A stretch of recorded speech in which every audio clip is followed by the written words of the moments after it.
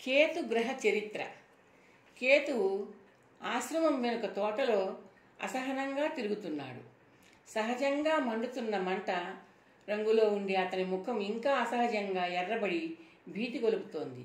ఎర్రటి ముఖంలోంచి మరింత ఎర్రగా ఉన్న కళ్ళు కనకనలాడే నిప్పు కణాలని తలపిస్తున్నాయి.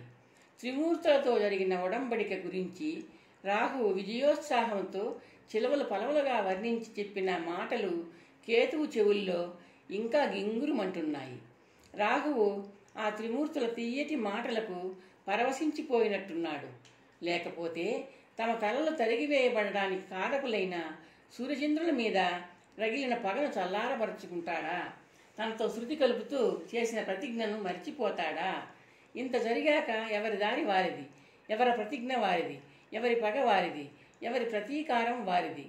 అమృతమథన సమయంలో రాహువుకే కాదు, కేతువుకే కాదు, సకల రాక్షకులానికి అన్యాయం జరిగింది. అందుకు ఆ దేవతలు తగిన శిక్షను అనుభవించాలి. రాహువు లేకుండా ఒంటరిగా ఈ కేతువే ఆ శిక్ష విధిస్తాడు. ఆ సూర్యచంద్రుల ద్వారా దేవతలందరికీ శిక్ష విధిస్తాడు. పగలు సూర్యుడు, రాత్రి చంద్రుడు కేతుగ్రహణంలో చిక్కుకుని ఉక్కిరిబిక్కిరి అవుతారు. సూర్యుడు నెలలో 30 పగళ్ళు శిక్ష అనుభవిస్తే చంద్రుడు నెలలో పక్షం రాత్రులు, సగం రాత్రులు మాత్రమే శిక్ష అనుభవిస్తాడు. మిగిలిన పక్షం రోజులు క్షీణించిపోయే వ్యాధితో ఎలాగూ శిక్ష అనుభవిస్తాడు. కేతువు తన ఆలోచనలకు తానే మురిసిపోతూ అసంకల్పితంగా బిగ్గరగా నవ్వాడు. స్వామి! భార్య చిత్రలేఖ పిలుపు కేతువు అట్టహాసానికి అడ్డుపడింది.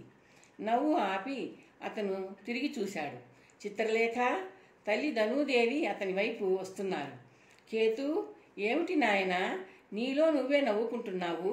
ధనూదేవి అడిగింది. మీ కుమారుడు ఆనందం పట్టలేకుండా ఉన్నారు అత్తగారు. ఎందుకో? చిత్రలేఖ నవ్వుతూ అంది. అయితే కేతువు ముఖాన్ని కళ్ళని చూశాక నవ్వుకు కారణం ఆనందం కాదని వాళ్ళిద్దరికీ అర్థమైపోయింది. వరాలు మూటగట్టుకుని ప్రతిజ్ఞల్ని, అవమానాలను విస్మరిస్తే ఆనందం ఎక్కడుంటుందమ్మా? నీ కొడుకు కడుపు రగిలిపోతోందమ్మా. నాకు తెలుసు పుత్ర, మీ తలలు తనువులు వేరైపోయేలా, దేహాలు లేకుండా కేవలం తలలతో కృషించిపోయేలా జరగడానికి కారకులైన ఆ సూర్యచంద్రులను విస్మరించడం దారుణమైన చర్య. వాళ్లకు శిక్ష విధించబడాలి. మీకు పూర్వవైభవం దక్కాలి. ధనూదేవి ఓదార్పుగా అంది. రాహువు బావగారు చేసుకున్న ఒడంబడిక ఉభయతారకంగా ఉంది స్వామి. చిత్రలేఖ! కేతువు గర్జించాడు. చిత్రలేఖ, ధనూదేవి అదిరిపడి చూశారు. మన రాహువు ప్రలోభానికి లొంగిపోయాడు. ప్రతిజ్ఞలను మర్చిపోయాడు. కేతువు కంఠంలో ఆవేశం. ధనూదేవి కేతువును తదేకంగా చూసింది. సరే, ఇప్పుడు నువ్వు ఏం చేయదలుచుకున్నావు? నా ప్రతీకర జ్వాలకు అనుదినము ఆ ఆదిత్యుణ్ణి, ఆత్రేయుణ్ణి ఆహుతి చేస్తూనే ఉంటాను.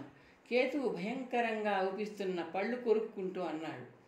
చిత్రలేఖ ఆందోళనగా అత్తగారి వైపు చూసింది. దానివల్ల ఏం జరుగుతుంది కేతు? ధనూదేవి ప్రశ్నించింది. ఏం జరుగుతుంది? పగలు సూర్యుడు మాయం, శుక్లపక్ష రాత్రులలో చంద్రుడు అంతర్ధానం. బాగుంది. దానివల్ల లోకాలకు ఎంత నష్టమో, ఎంత కష్టమో ఆలోచించావా పుత్ర? అమ్మా, లోకాలతో నాకు అవసరం లేదు. మా తలలు తెగిపడినప్పుడు ఏ లోకాలు వచ్చాయి, ఏడ్చాయి? నువ్వు సూర్యుడిని కబళిస్తే లోకాలన్నీ సూర్యరశ్మి లేకపోవడంతో చీకట్లో మునిగిపోతాయి. ప్రాణులకు ఆహారం ఉండదు. ఆ పర్యవసనాలతో ఈ కేతువుకు పని లేదమ్మా. ఇంకా చంద్రుని కబలించడం వల్ల వెన్నెల వెలుగు ఉండదు. ఓషధులు చచ్చిపోతాయి, రోగులు చచ్చిపోతారు. ధనూదేవి వినిపించుకోనట్టు అంది. అహాహా! నా ప్రతీకారానికి ఆ విధమైన విశ్వవ్యాప్తమైన ప్రతిస్పందన కలగడం నాకు ఎంత సంతోషాన్ని ఇస్తుందో నీకు తెలీదు. కేతువు క్రూరంగా నవ్వాడు మళ్ళీ. ధనూదేవి చిన్నగా నవ్వింది. పగలు సూర్యరశ్మి, రాత్రి వేళల్లో చంద్రకాంతి లోకానికే కాదు, మరికొందరికి కావాలి కదా నాయనా. ఎవరికి? నాకు, నీ తండ్రి గారికి, నా సోదరీమణులకు, నీ భార్యకు, నీ రాష్ట్రకులానికి, చివరకు నీకు కూడా ఎండా వెన్నెల అవసరం కేతు. ఆ సత్యాన్ని విస్మరించావా? ధనూదేవి ప్రశ్న కేతువుకు చెంపపెట్టులా తాకింది. నోరు పూర్తిగా తెరిచి చూస్తూ ఉండిపోయాడు. అత్తగారు చెప్తోంది సత్యమే నాథ.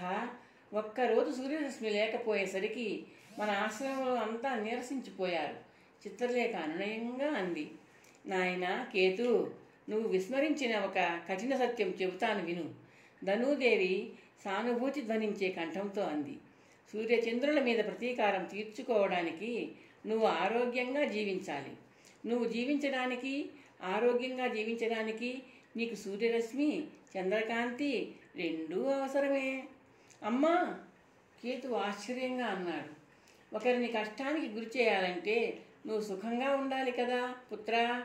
ధనూదేవి చిరునవ్వుతో అంది.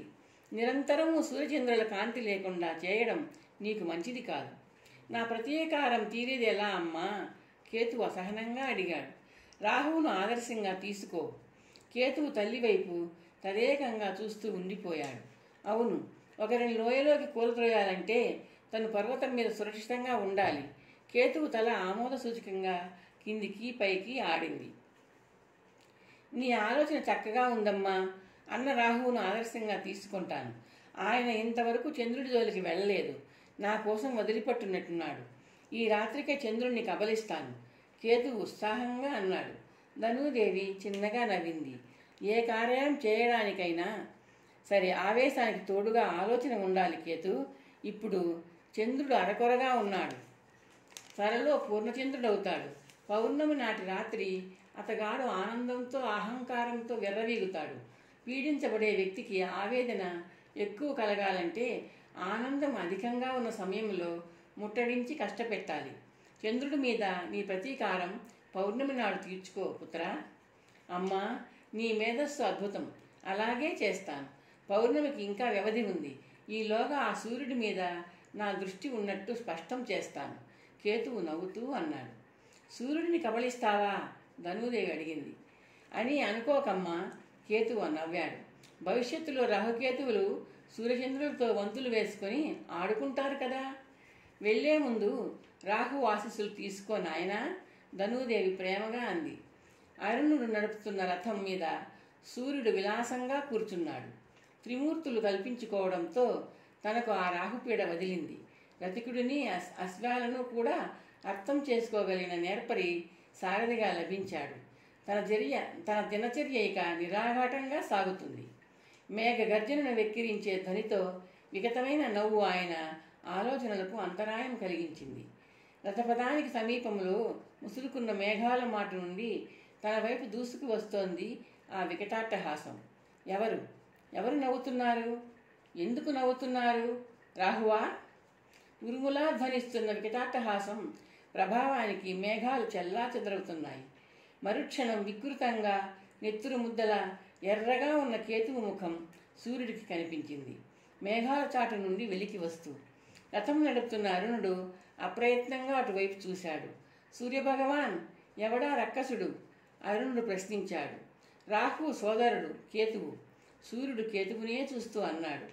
కేతువు నోటిని గుహలాగా తెరిచి చేతులతో సైగ చేస్తున్నాడు. ఎర్రటి నాలుక గుహలో చెలరేగిన మంటలా కనిపిస్తోంది. ద్వారం వద్ద పై నుండి కిందకు, కింద నుండి పైకి పొడుచుకు వచ్చిన వాడి కత్తుల్లా కేతువు పళ్ళు. రథానికి తనకు మధ్య ఉన్న దూరంలో హెచ్చుతగ్గులు లేకుండా ఆ రాక్షస కేతువు తను వెంటాడుతున్నట్టు సూర్యుడు గ్రహించాడు. భయంకరంగా నవ్వుతూ, వికృతంగా, పరిహాసపూర్వకంగా కేతువు చేస్తున్న సంజ్ఞలు నిన్ను కబళిస్తాను, కాచుకో అంటూ మౌనంగా చెబుతున్నాయి. రాహువు, కేతువు ఇద్దరూ తన మీద, చంద్రుడి మీద కక్ష కట్టారు. త్రిమూర్తులు రాహువును నియంత్రించి కేతువును ఎందుకు విస్మరించారు? తమ మీద కేతువుకు ప్రతీకారేచ్ఛ లేదని అనుకున్నారా? లేక రాహుకేతువులు ముందు చూపుతో ఒకరి అనంతరం మరొకరు రంగప్రవేశం చేస్తున్నారా? వేధిస్తున్న 1000 ప్రశ్నలకు సమాధానం కోసం వెతుకుతూ నవ్వుతో తను వెంటాడుతున్న కేతువు ఏ క్షణంలో ఏం చేస్తాడో అని ఆందోళన పడుతూ సూర్యుడు తన యాత్రను యాంత్రికంగా కొనసాగించాడు. రథం పరిగెడుతోంది. కాలం దూసుకెళ్తోంది. కేతువు నవ్వు అంచెలంచెలుగా దశల్ని బద్దలు చేస్తూనే ఉంది. అస్తమయ కాలం సమీపించింది. సూర్యుడు తేలికగా నిట్టూర్చాడు. అరుణుడి ముఖం మీద చిరునవ్వు మెరిసింది. ఒక్కసారిగా ఆకాశంలో ప్రశాంతత ఏర్పడింది. కేతువు వెనుదిరిగి చూస్తున్నాడు. ఆ రక్కసుడి ప్రవర్తన తనకు ఒక హెచ్చరిక. తీవ్రంగా ఆలోచిస్తున్న సూర్యుడు త్రిమూర్తులను స్మరించాడు తనలో.